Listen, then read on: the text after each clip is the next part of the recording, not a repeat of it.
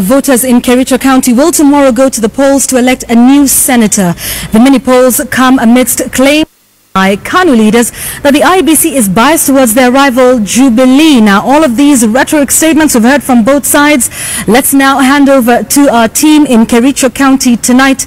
Aaron Ocheng, our associate editor, joins me now live from Kericho with all the day's latest preparations. As you can see, IEBC officials behind him making the necessary preparations ahead of tomorrow. Aaron?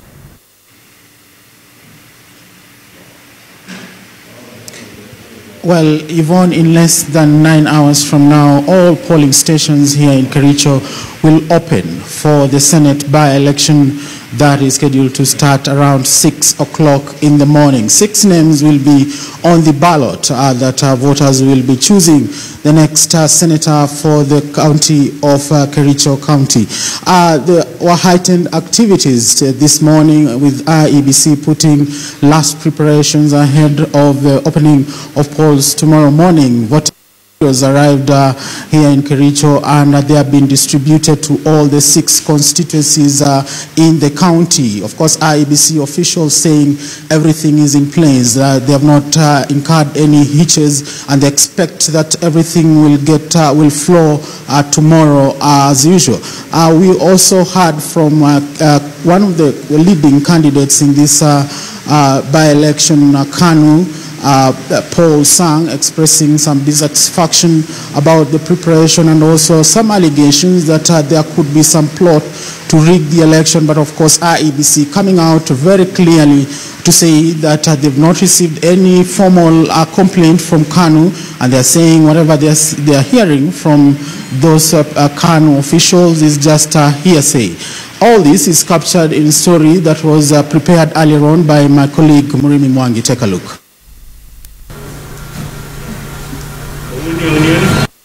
All systems go in Kericho.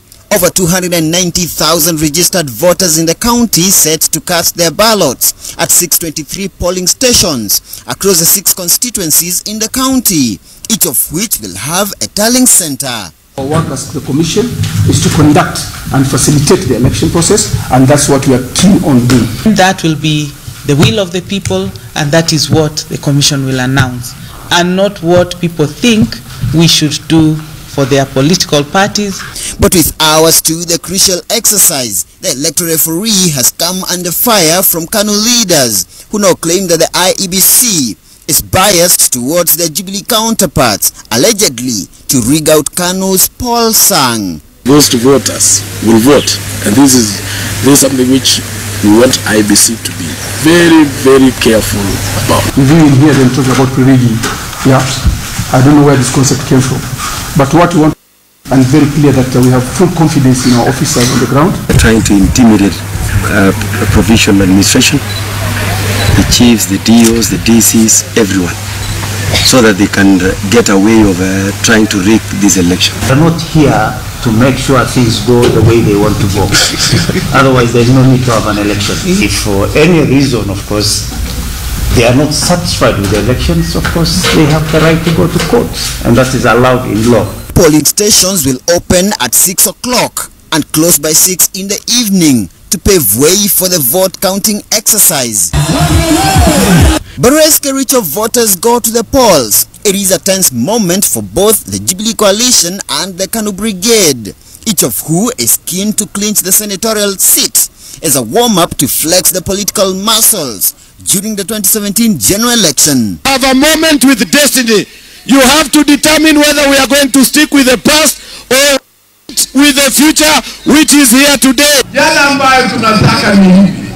Tunataka serikali itimize ahadi ambayo walipatia wananchi. Kama hawa wanafikiri ya kwamba kuna watu wa kudanganywa hapa, eti turusi Misri, ati twende KANU, ati twende mashakani, sijui mashinani, ati kwa sababu wao wanaungana na wale tuliwashinda, hiyo ni ndoto ya mchana. Narudi kwenu tena. Tena kwa unyenyekevu. Niwaombe kura niwe seneta. The seat fell vacant following the appointment of Charles Keter to the cabinet. But analysts argue that the move to create the vacuum was just a strategy by the Jubilee coalition to test the waters in the South Rift ahead of the next general election. Muremi Mwangi, KTN News. Well, Yvonne, this is just polling stations here in Kericho Town at St. Patrick's Primary School here in Kericho Town. But we as KTN are spread all over this county, and from tomorrow morning at 6 o'clock we'll be giving you a comprehensive coverage of this election the only way that KTN can.